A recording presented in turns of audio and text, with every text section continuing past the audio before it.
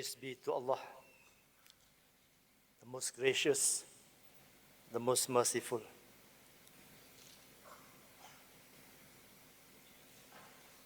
Honorable Mr. Lee Kam Hwa, the Chairman or the Still Secretary to the Persatuan Guru-Guru Besar Sekolah Cina, and penganjur to this meeting, and my colleagues from PERKIM, and hadirin sekalian, good afternoon to you all. May Allah bless us.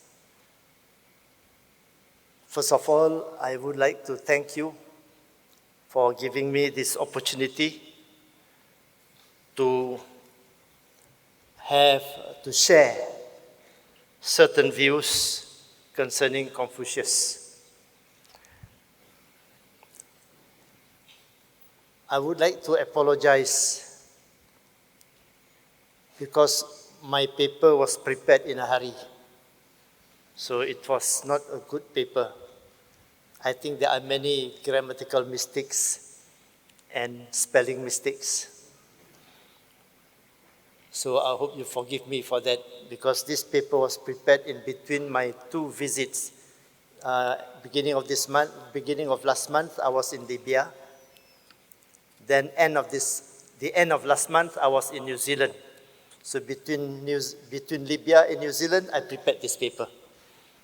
So the paper was not yet.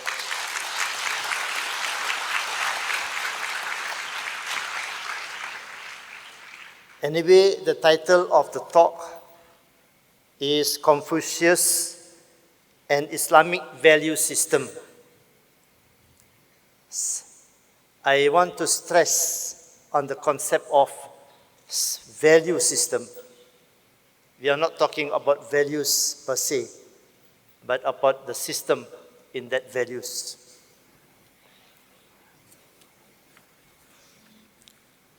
I was introduced to Confucius when I was in the university as an undergraduate in Singapore.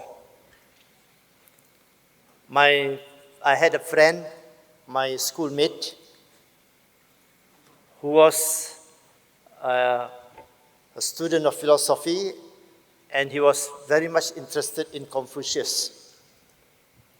So I had lots of discussion with this friend, and since then I have always have high admiration for Confucius. However, I did not have the good opportunity to understand Confucius much closer until sometime October last year, when our Venerable Master Chikang gave us the opportunity to be at Lujiang Chinese Cultural Education Center in China. And the person who gave us lessons on Confucius almost every day for about 1 week is present here, our Mr. Cikgu Chai. Here.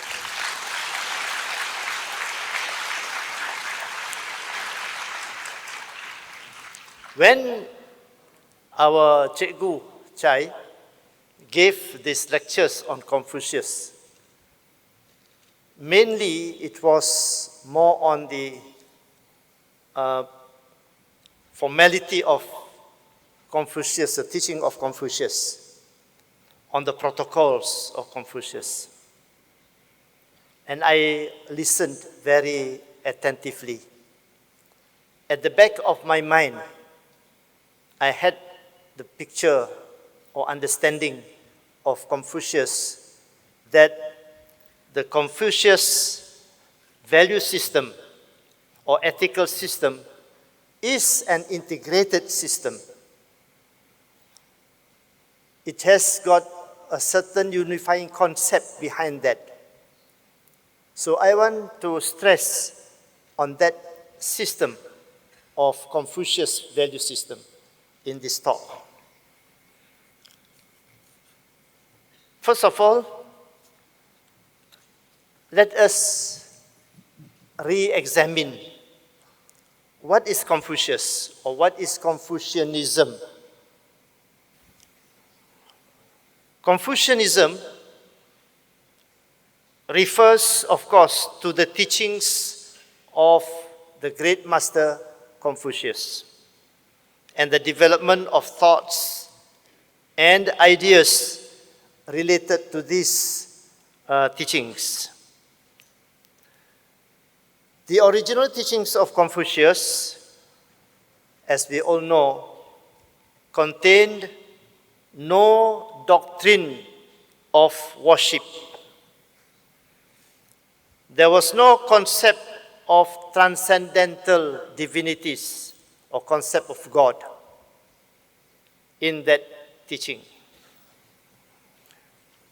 However, as the great master Confucius passed away, his teachings were expanded by his students, and about 200 years later, the teachings of Confucius was almost made into a religion, although generally has been accepted as a system of ethical philosophy.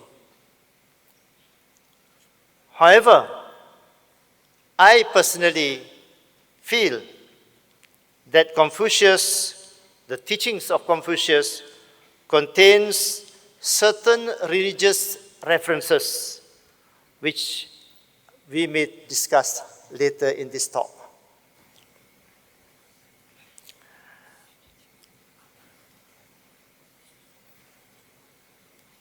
As we all know, long before Confucius, the people of China had already had ancient traditions of ethical conduct or ethical values based on fundamental virtues of humanity. These accumulated traditions of ethical values were translated into protocols of human relations, either human relations in social conduct or human relations in terms of the physical environment. And these traditions were recorded in Chinese literature. This has been happening long before Confucius. Now, at the time when Confucius was born, China was divided into many small states. He was born in the state of Lu in the year 551 BC and passed away in the year 479 BC. In other words, he lived for about 72 years. When Confucius came into the scene, as I said earlier, China was divided into small states. Before that, China had experienced long hundreds of years of peace and prosperity under one central government. And there was social discipline, and there were religious development of religious consciousness. So Confucius came at the time of social and economic stress in China. There was what we call moral decline in China at that time. So Confucius came, he studied ethics, he taught ethics, he became a great teacher of ethics, of morality, And he tried to introduce these teachings into the system of government, into the family life of China. Of course, he also introduced some sort of reforms. He had some success, but also suffered some disappointment.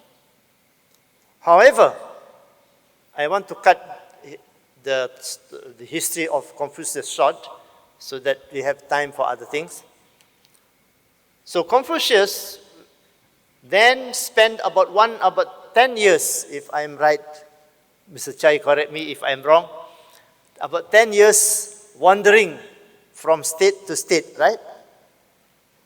Trying to get states that would accept his teaching. But except for the state of Lu, he was disappointed for the other states. Eventually, at about the age of 60, if I'm not mistaken, he came back to Lu and he concentrated his time for teaching on ethical philosophy. And his students loved him, adored him. And then when after Confucius passed away, his students carried his teachings and made his teachings later on, about 200 years after he passed away, the teachings of Confucius became accepted in government. That was the time of the Han Dynasty.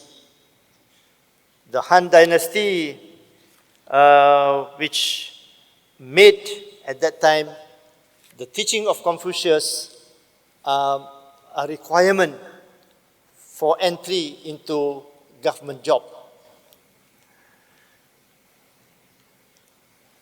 That is somewhere the short history of Confucius. And what is the teaching of Confucius? As I said earlier, the teaching of Confucius is regarded as a philosophy of ethical philosophy. There was no doctrine of the concept of God, no doctrine of worship. And as I said also,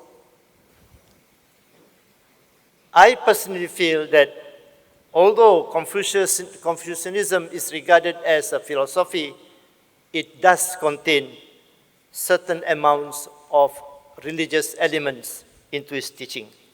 So let's go over quickly to the religious perspective of Confucius.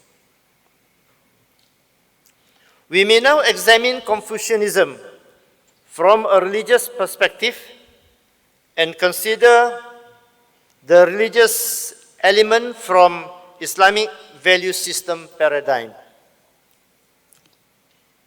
It has been obvious that ancient China had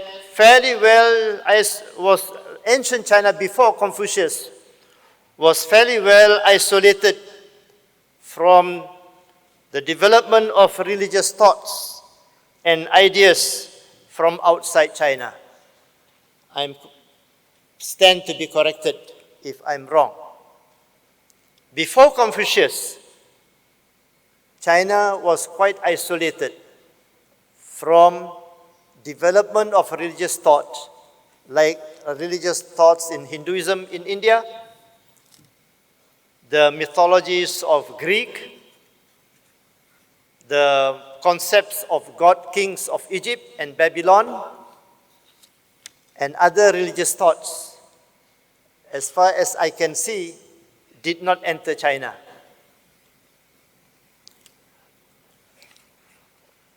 However, even though China was quite isolated from development of religious thought from outside China, but within China, there was already development of religious consciousness.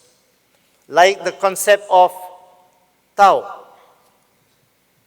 Tao, which today we know as, in the teaching of Taoism, the concept of Tao, which is translated into the idea of spiritual force in the universe.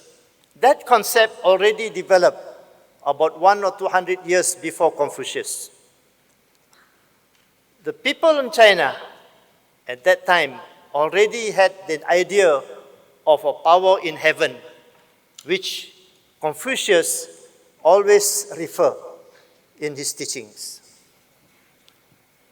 So, the idea of a heavenly force, like a moral force or spiritual force or Tao, or the concept of Tian, which is translated as power in heaven or supreme being, that is already in the minds of the Chinese people before Confucius.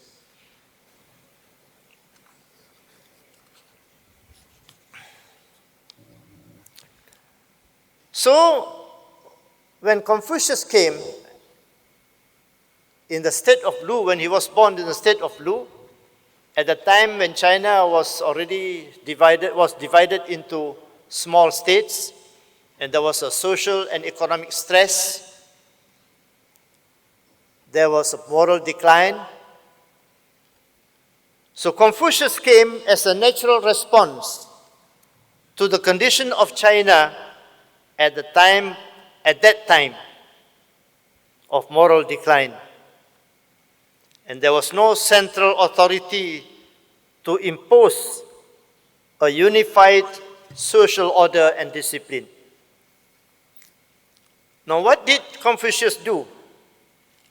Confucius, in that condition, sought to re-establish and reorganize those ancient values and repackage these values into a protocol of human conduct or behavior in human relations and human relations with the physical environment as well. And he tried to adopt these values, this protocol, or this as strategies to incorporate these values into the social, into the political system of government and the family system.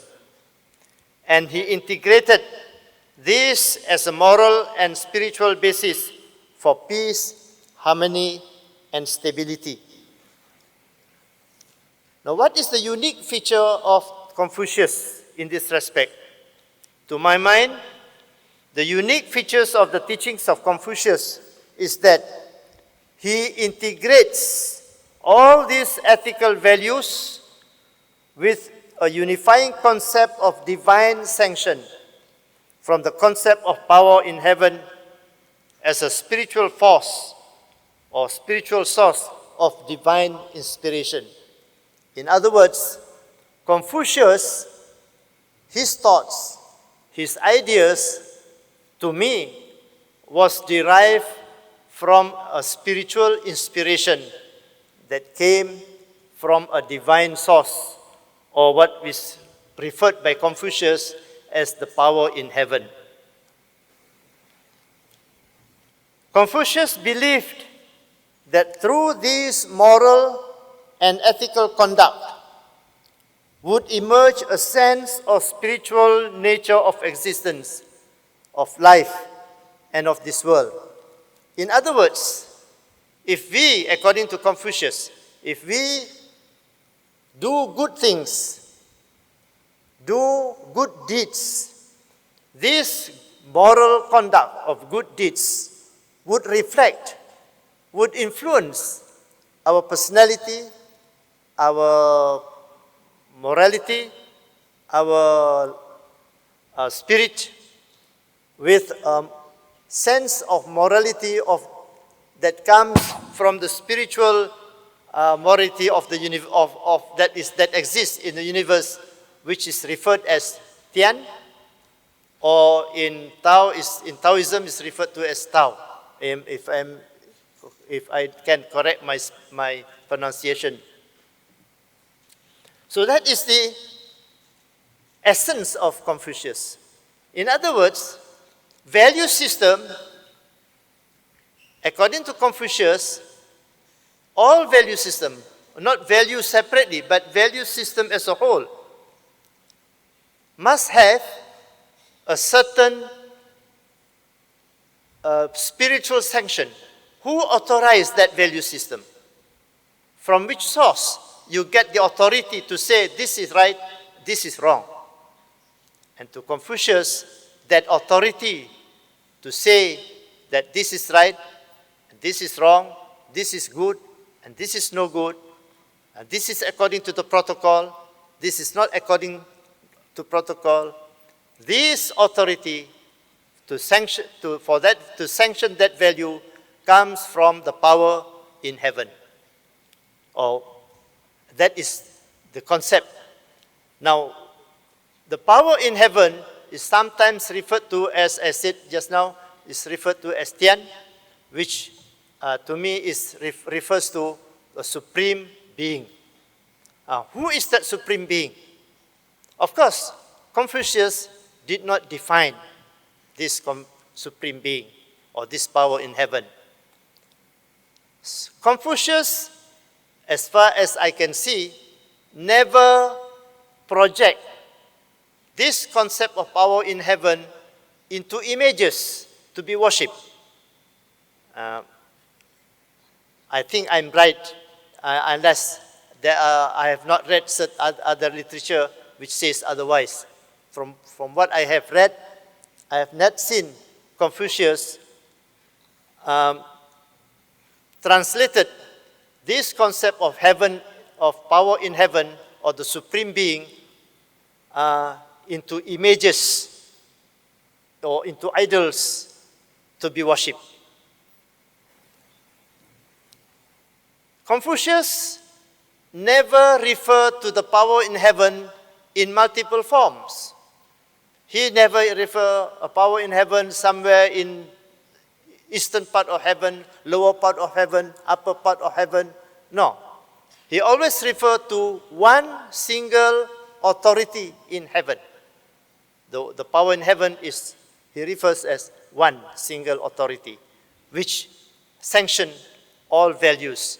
And therefore, all values under the purview of the concept of ethics or the system of ethics in Confucius is unified under this system.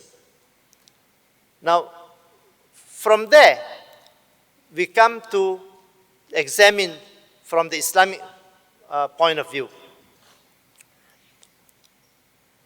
As far as I am concerned, from what I can see, Confucius never committed what is called shirik.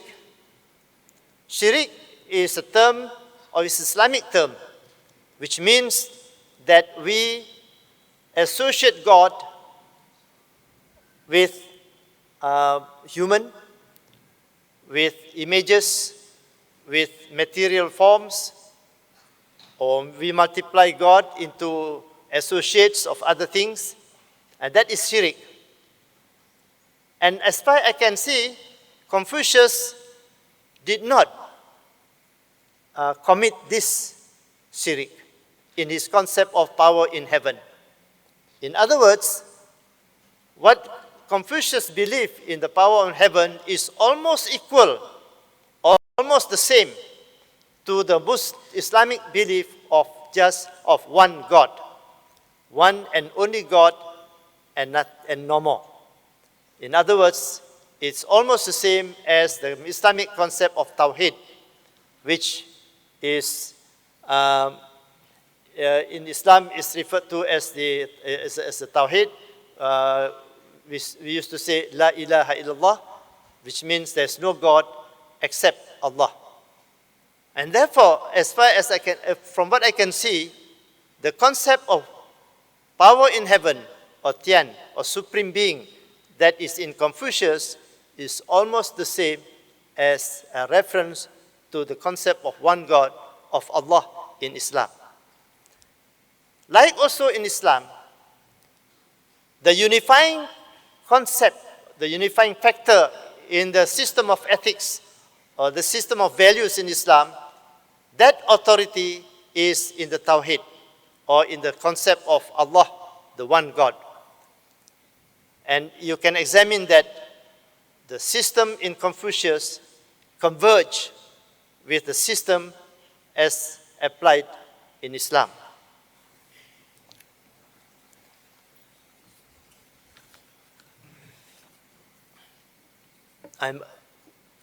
There is a problem because I put a paper here, I cannot see. I put a paper here, I cannot. That is a problem. Never mind. I'll try to solve this problem of eyesight. Let us now examine I have already briefly mentioned about the concept of unifying factor in this system of values. After Confucius, when Confucius passed away, of course, his students promoted his teachings all over China. And about 100 years after Confucius, one of his students, by the name of Ming Zi, is that my pronunciation correct? Ming Zi? He promoted, he developed further the concept of this spiritual force or spiritual or the concept of power in heaven from Confucius later on to develop into meditation. This meditation which later on became Neo-Confucianism. This part of Neo-Confucianism in meditations and all that was not part of the original teaching of Confucius. Of course, Confucius developed many, the concept, the ideas of Confucius developed further and further after he passed away. Now, we may ask, because many of us tend to think that ancestral worship is part of the teaching of Confucius. But actually, ancestral worship had already existed in China long before Confucius. But what happened was, when Confucius came, he enhanced the practice of ancestor worship and to strengthen the concept of filial piety in the family system that's promoted by Confucius. But ancestor worship by itself is not part of the teaching of Confucius. In the beginning, it has existed long before Confucius came. And anyway, ancestor worship is not considered as a religion. Now, let's consider further on the religious perspective of the teachings of Confucius.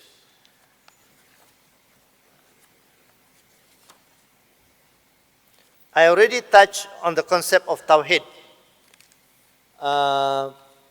earlier. Tawheed is the concept that there is only one God. There's no God except Allah.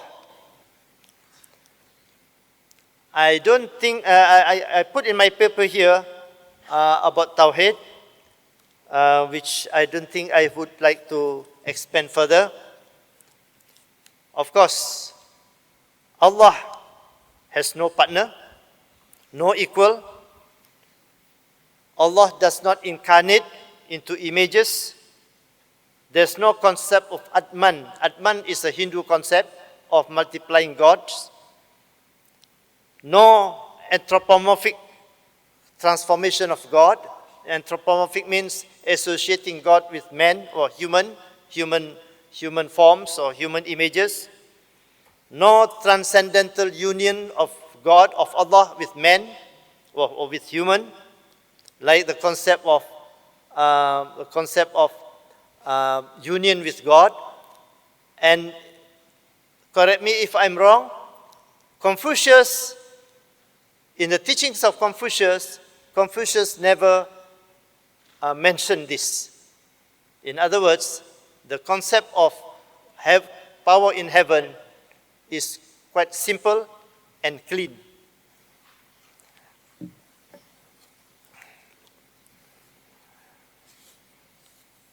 Now,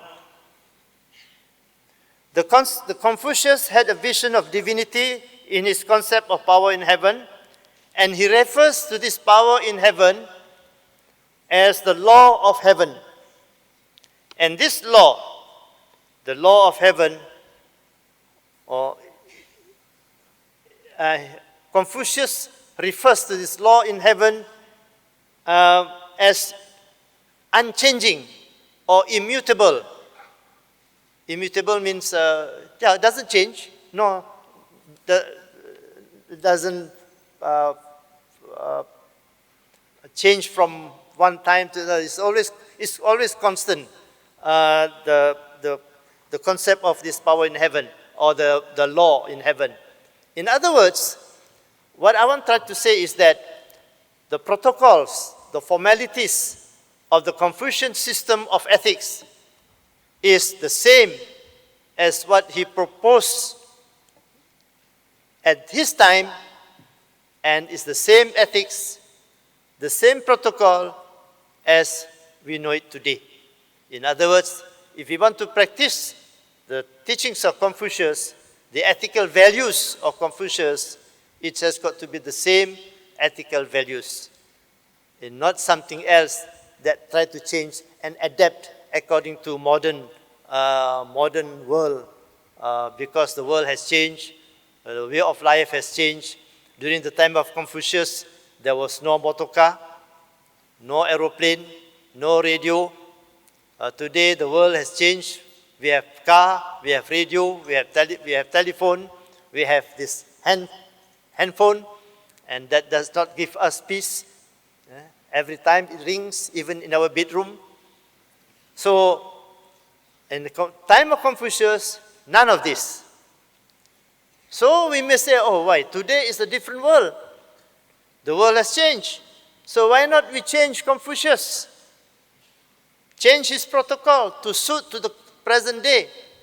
But according to Confucius, the law of heaven does not change. The law of heaven is immutable. In other words, is constant. We may come back to this concept later on. In other words,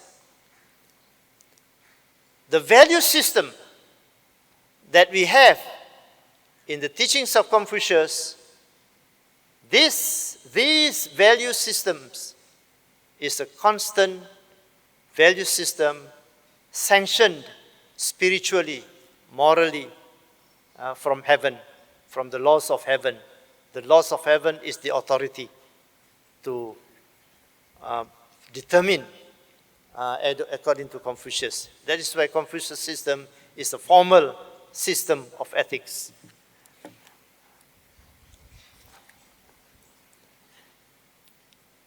Confucius did say, as a support of this idea, is that if we do not recognize and do not obey the laws of heaven, it is not easy to become a proper human being. This is one of the sayings of Confucius. I think there's a few here which I can't find because I have missed certain lines in this talk.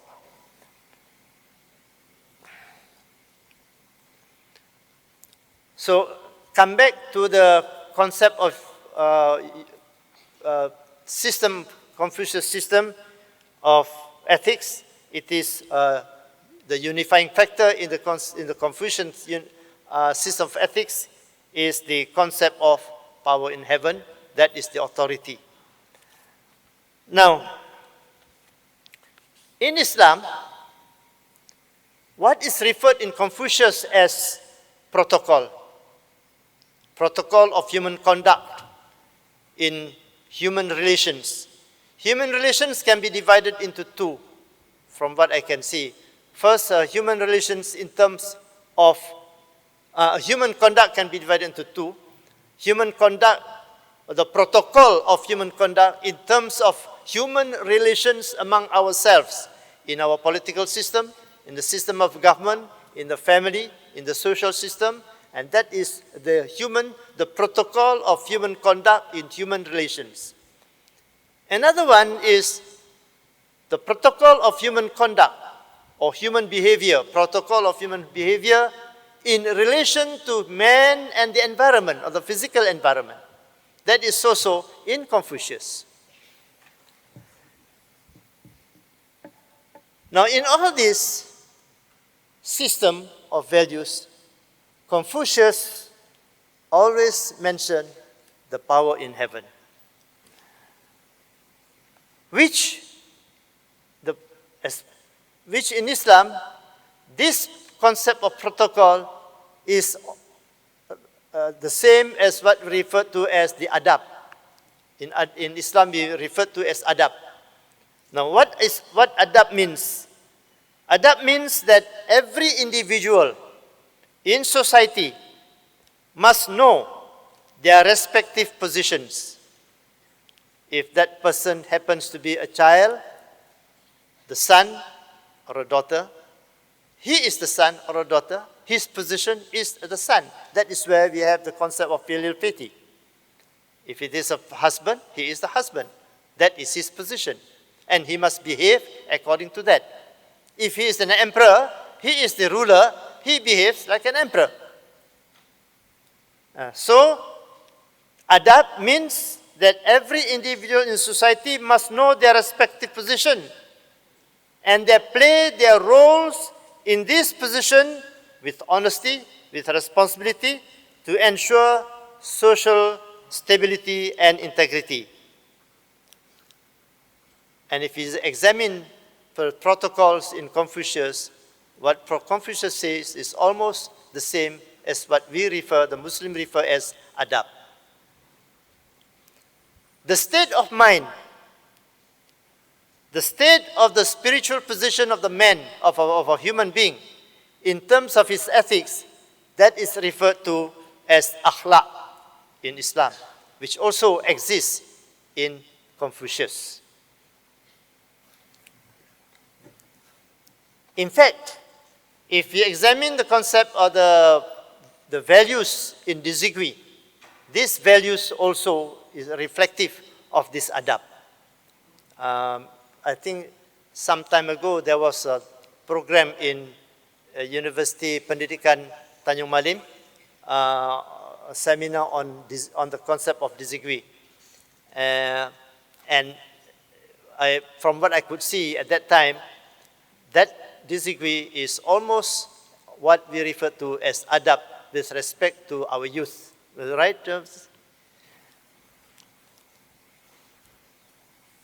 Now, in Islam, as in Confucius, in Islam, there is no aspect of human behavior that falls outside the Sharia law.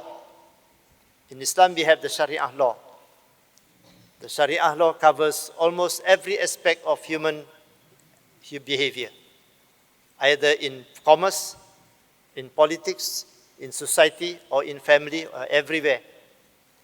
And the system of ethical values in Confucius almost covers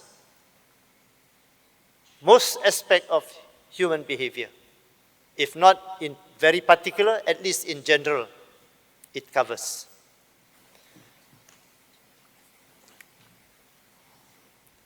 Confucius went further. He also examined the harmony in phenomena of the universe.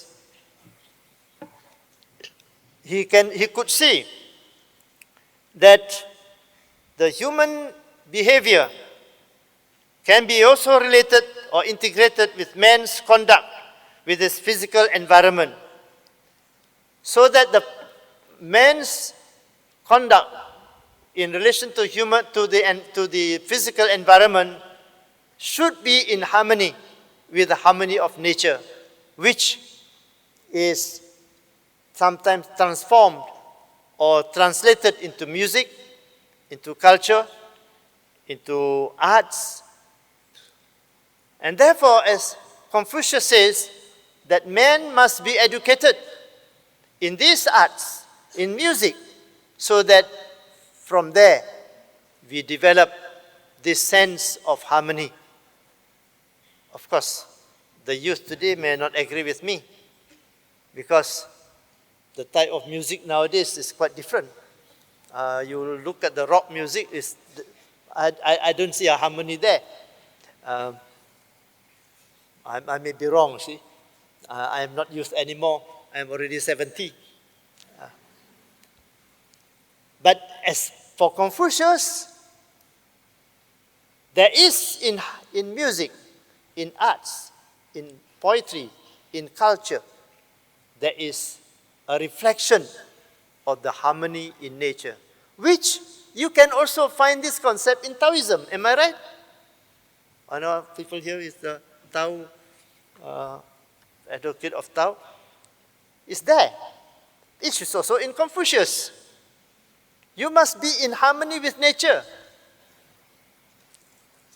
And that is found in arts, in music, in the sounds of water, falling water, in the sounds of the wind, you get music. So man should be sensitive to this to develop that harmony. If you examine Confucius very closely, you find that the concept of balance is pervasive in the teachings of Confucius. Balance. What is balance? In Arabic, balance means mizan. The name of our Agong is Mizan. Balance. There is balance in nature, in the universe. Everywhere in the universe, there is balance. Even in the solar system, the planets, the Earth, planet Mars, planet Jupiter, about 9 planets, planets that revolve around the sun. The system of planetary system, there is balance. In the movement of electron, if we study atom, in the movement of electron around the proton, that movement of electron, there is balance. In the ecology, there is a concept of ecological balance. In the human body, in our body, there is a lot of balance. For example, the hormone balance. If our hormone is not balanced, then we become something else. So there has got to be hormone balance. So concept of balance is everywhere. And in Confucius, it is there. Now, the teaching of Confucius in balance is pervasive. I cannot pinpoint any particular instances. But if you read the teaching of Confucius, you can see that the concept of balance is pervasive. Now, balance, in the Quran mentioned about this balance. I read the translation of this Quran. It is in the Surah Al-Rahman, verse 7 to 9. The verse starts, وَالسَّمَاءَ رَفَعَهَا وَوَضَعَ الْمِيزَانِ. And the firmament has he means Allah, raised high. And he, that means Allah, has set the balance. This is command, yeah? In order that ye may not transgress this balance. You see the command of the verse from the Quran? In order that you do not transgress, do not go over this balance. Now what happens to our human beings nowadays? We have transgressed this balance. Ecological balance, that's where we have global warming. That we have transgressed. In other words, what I want to point here, what Confucius said many, many hundred years ago about balance, what the Quran says about balance, that do not transgress this balance, we human beings have transgressed this balance nowadays. And that's where we have lots of moral crisis, environmental crisis, economic crisis, because we have transgressed the due balance. In other words, what I want to say is that this commandment in terms of balance, as stated in the Quran, it is a form of spiritual law. Now, the concept of spiritual law is very seldom said. We very seldom hear about spiritual law. We always hear about physical law, law of gravity, law of thermodynamics. We always hear that. Law of Boyle's law, those who study physics. We always hear about this physical law or natural law. But there is a spiritual law. Now, law on the concept of balance is a spiritual law. Now we come back to the concept of the fundamental values. Confucius believed in the fundamental values of mankind as a divine gift. Fundamental values of mankind, of human fundamental values that is within us, that is the Confucius belief. It is a gift from the power in heaven. In other words, it is a gift from God. It's a divine God, a divine gift from the time we are born. In other words, there's always conscience. The conscience tells us that this is right, this is wrong. And this is stated in the Quran. The verse is, by the soul, and the propagation and order given to it, and the enlightenment, and to its wrong and its right. In other words, Allah is telling us from this verse that you as human being, we created you as human being with these faculties of knowing what is right and what is wrong as a divine gift, as God's gift to human being. From this, Confucius developed the concept of that when we do good, our good deeds, those acts of good deeds would tend to purify us, would tend to purify our soul. In other words, then, this purifying concept gives us the spiritual awareness of the universe.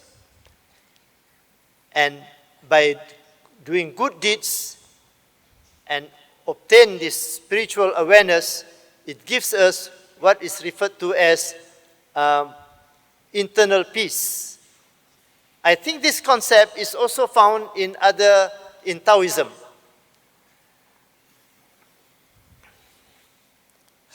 In Islam, the teachings of this purifying concept of good deeds is found in the teachings of Tasawwuf, which later on developed into Sufism. I don't want to go in detail into that part of it.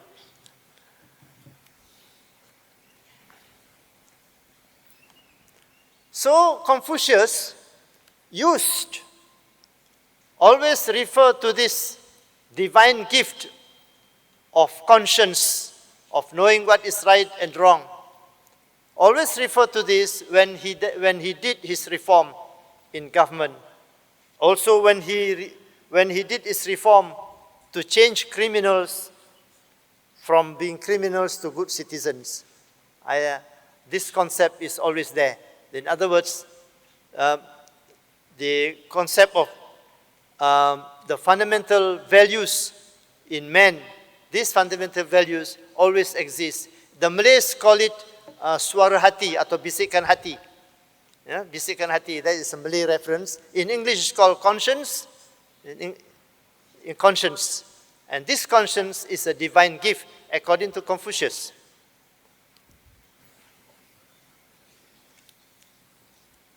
Now, we come back to this concept of the spiritual law, the concept of power in heaven. I think I want to cut that and go straight into the other aspect, which is the family system prerogative. I'll give time for some question and answer. The essence of the teachings of Confucius is in the filial piety, which is in the family system.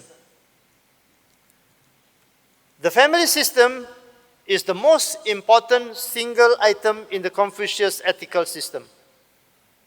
Why? Because the family is the building block by which we human build our society, construct our nation.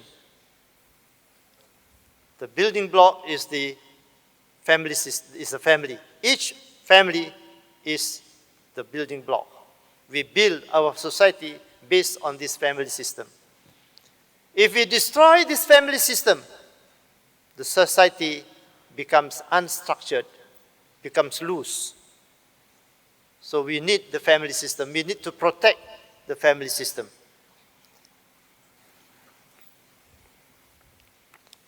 Allah has created human beings as a social animal who must live in large groups so that we can build culture and civilization. The family units are the building blocks for men to build communities and civilization.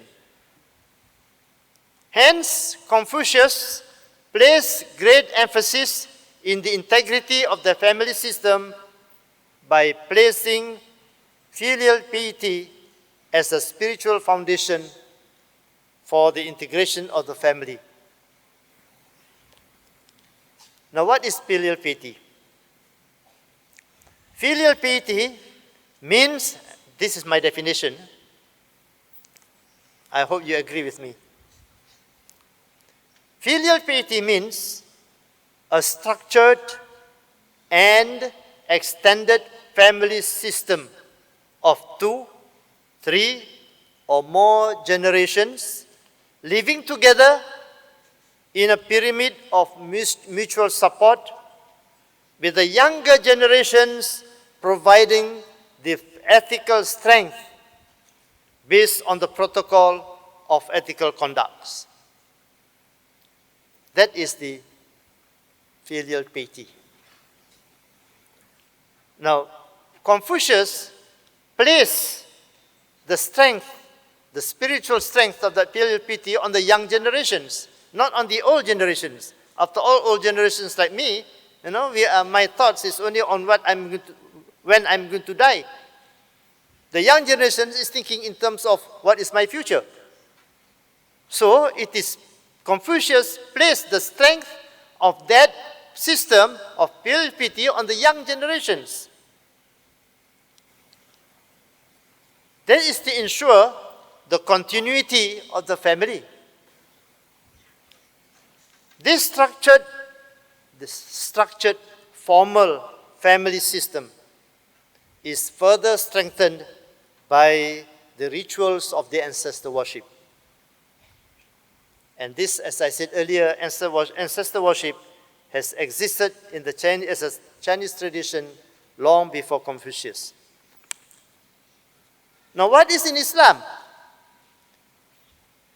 The spiritual basis of filial piety is found in the Quran. Allah says in the Quran, "Thy Lord," means Allah, "Thy Lord hath decreed that ye worship none but Him." That means we do not worship any other but Allah.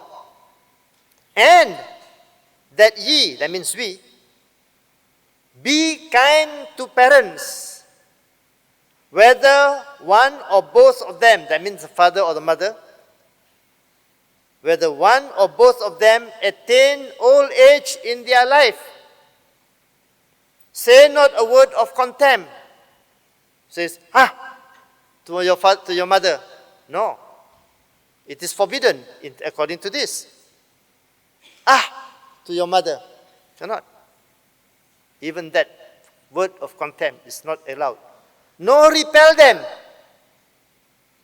but address them in terms of honor. When they are old, they say, you are old already, useless to us, now you go away. It's forbidden. This is Quranic. And this is the basis of the filial piety that was already in the system of Confucius long time ago, hundreds of years, thousands of years before Islam. The Quran further says, and out of kindness, lower to them the wing of humility. That means to your parents. And not like that, but wings of humility. And say, O my Lord, O God, bestow upon them thy mercy, even as they, that means our parents, cherish me in childhood. This is the basis of the filial piety, which is in the Quran. Which sometimes, sad to say, even Muslims nowadays tend to forget.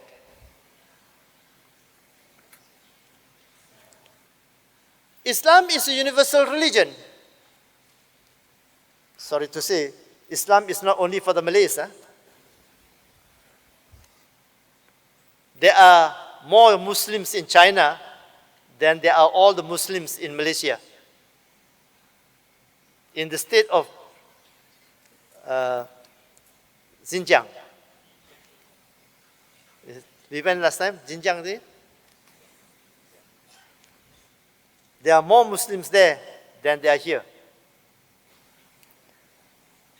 So, what we get in the Quran as an injunction or commandment in the Quran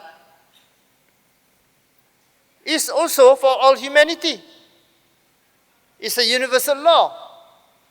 It's a universal spiritual law.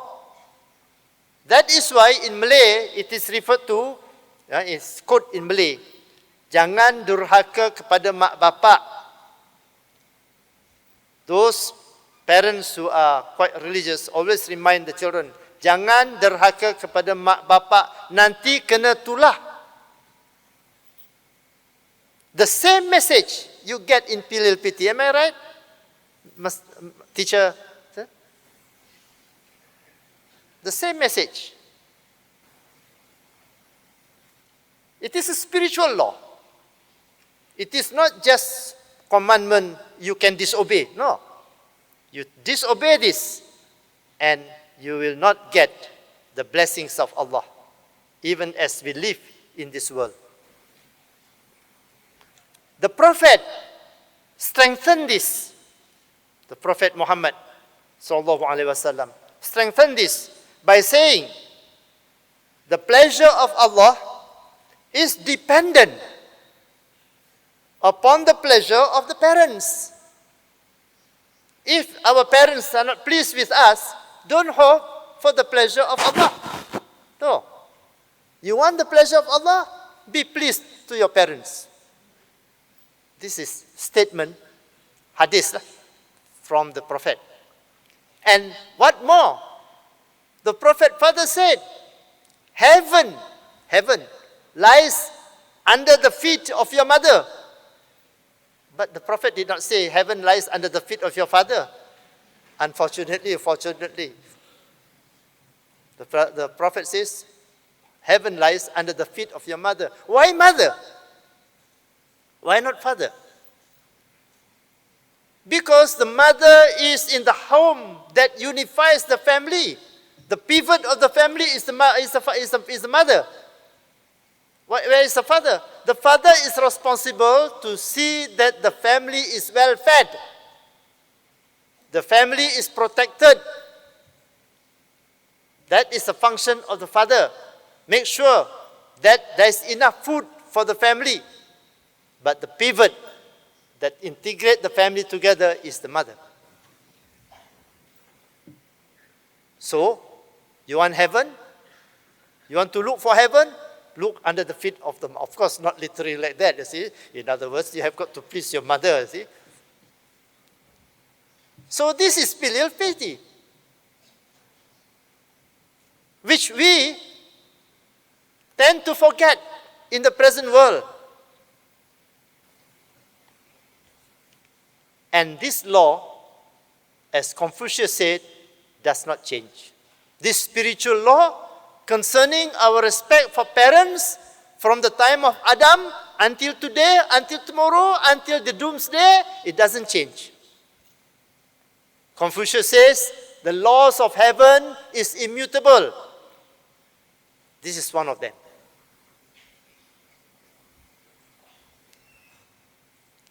Of course, I just want to end, I hope I've got time,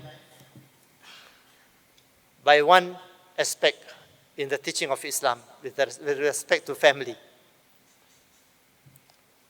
We just referred to the filial piety, which is an aspect of the teaching of Confucius that guarantees the family integrity.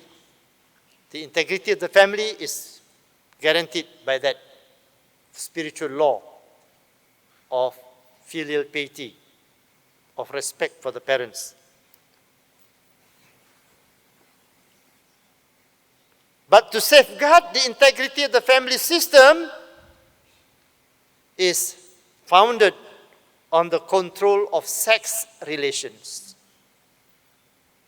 Relation of sex, perhubungan jantina, man and woman in the family, father and mother. The relationship of sex is very important to protect the integrity of the family system. What sort of sex? What sort of sex relationship? What is referred here is sex outside marriage. Sex outside the family system is, in Islam, forbidden. Sex outside marriage is referred to as zina. Zina. Zina is sex outside marriage. Or unnatural sex, like men and men, like what recently reported in newspaper, a man from Malaysia, married to a man in United Kingdom. Homosex, men and men got married, woman and woman got married. That's also sex outside marriage, is also zina. Now, in the Quran says,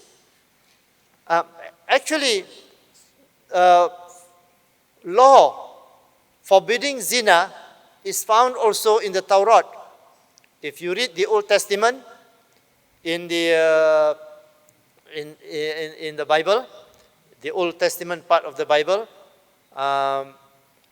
in the not Genesis, in the not in Genesis, in the book of Exodus, you find that the Ten Commandments, within the Ten Commandments, there is the word there which forbids zina. It's in the Bible. It is also forbidden in the teachings of other prophets. It is forbidden in Islam. The Quran says, "Nor shall she come near to zina, for it is a shameful deed and an evil, opening the road to other evil." The above commandments forbids us not only from zina, but also approaching zina. You suppose zina is just there, and we go quite near. It's also forbidden. In other words, not only is forbidden the act of zina, but the act of coming close to zina also is forbidden.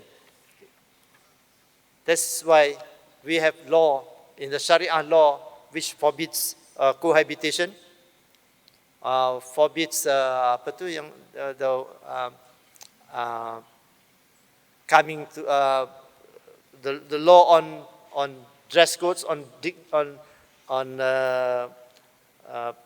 apa tu on close proximity. Close proximity is what on the law, the law on, not law, I mean the of decency, how we dress, for example, the dress codes, for example, of decency. All these are rules which try to protect us from coming close to zina, to protect the family system.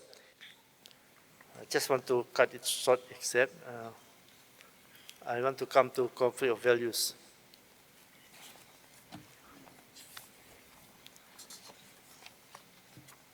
I think that's quite clear just now that the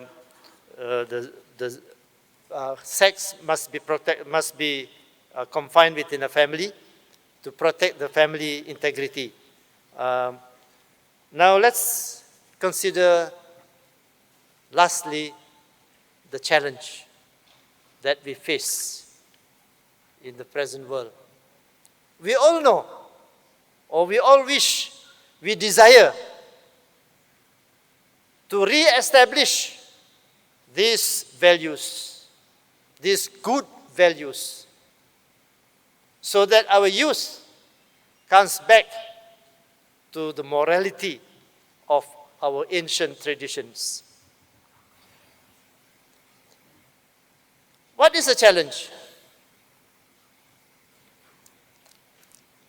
I just recollect Confucius' system of ethics is unified under the concept of power in heaven.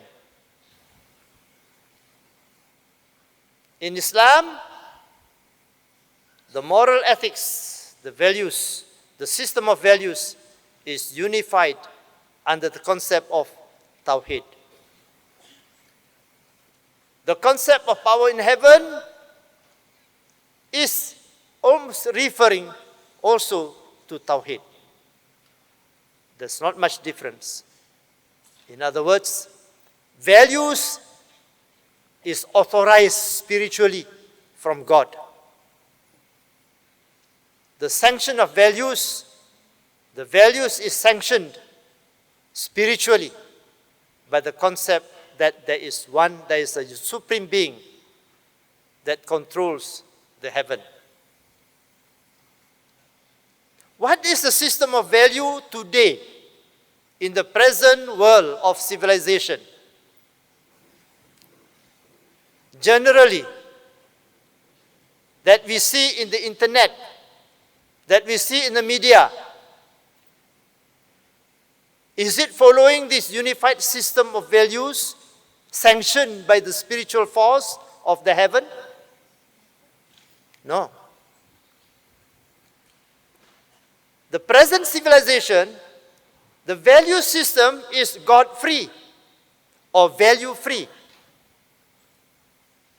In other words, it is a secular value system. So, there is a conflict of values.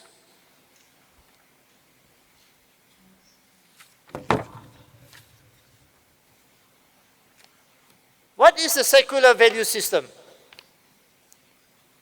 The secular value system does not recognize any divine intervention in the affairs of men.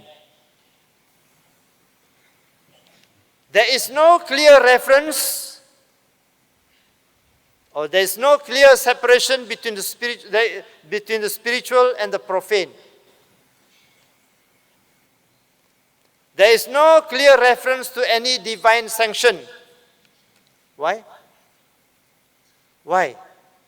Because man considers himself today spiritually free to determine for himself what is right and what is wrong. We go home and ask our youth, our young boy, son, don't do this. The son will say, why? I am old enough to know what is right and what is wrong, what is good for myself. We have met occasion like that. If you are not, that means your son is following the Confucius. If not, then your son is following the value system that is today predominant in the secular system. In other words, they refer to the concept that freedom is absolute. The individual freedom is absolute. There's no limit. Whereas Confucius says that there is a limit. Observe the limit. I referred to the concept of balance just now, kan? In the concept of balance, we have to know the limit, the boundaries. My freedom ends where the freedom of other people begins. Whereas the concept of freedom nowadays is regarding freedom as absolute, no limit. And that is what is referred to as basic human right. For example, refer to the family. In the family, for example, there is a concept today, concept of gender equality. Men and women, the same. If possible, the wife will say, why don't you bear the child as well as like me? If possible. Of course, that's not possible. Only woman can bear the child. But the concept of gender equality assume as if men and women are absolutely the same. That means husband and wife are equal. When you get this concept of women's liberation in the family, what happens to the family system? The family system, as taught by the teachings of Confucius, the formal family system, the structured family system is destroyed. When we destroy the structured, the formal family system, the family system becomes weak, becomes a nuclear family. There is no clear definition of what is whose responsibility, and the family becomes loose, and nowadays even cohabitation becomes acceptable. So, in other words, just to cut it short, we are facing a big challenge if we want to re-establish the good values of ancient values of Confucius. We are facing the challenge of the secular value system of the modern civilization. And if we can face that challenge and bring back our youth to the value system that is already established in ancient China, in the teachings of Confucius, that means we are going very good for humanity and save humanity from many of the moral crises that we are facing today.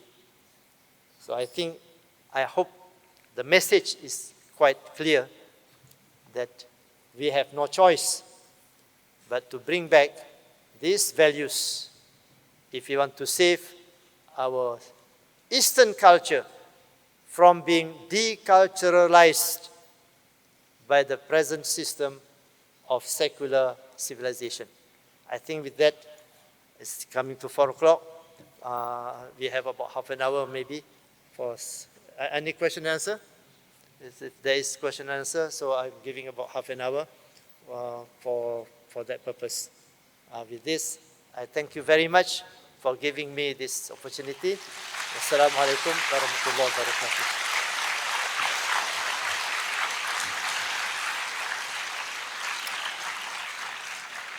Terima kasih diucapkan kepada Yang Berbahagia Profesor Emerites Dato Dr. Ariffin bin Suhaimi atas ceramah yang disampaikan sebentar tadi. Untuk merakamkan setinggi-tinggi penghargaan dan terima kasih, majlis menjemput Yang Berusaha Encik Lee Kamwa, Setiausaha KKGGBM untuk menyampaikan cenderamata kepada Yang Berbahagia Profesor Dato. Dipersilakan. 大会恭请李金化校长颁证纪念品于我们的主讲嘉宾Dato Dr. Ariffin Suhaimi， 有请。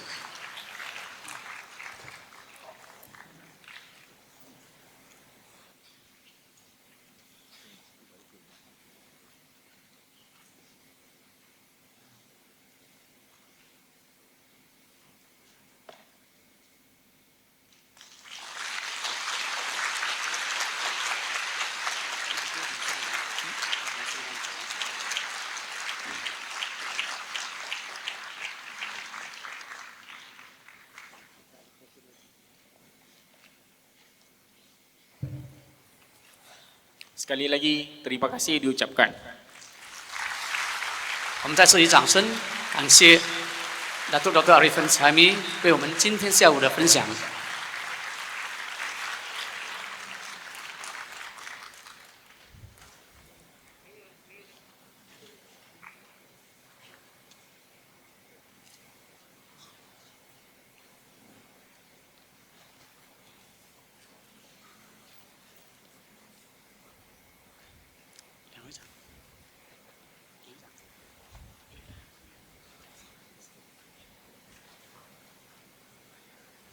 好，各位学员朋友，有请大家起立，恭送我们的嘉宾及讲师们离席到贵宾室休息。 Tuan-tuan dan puan-puan dijemput untuk berdiri kerana tetamu undangan kita akan beredar dari Dewan. Terima kasih.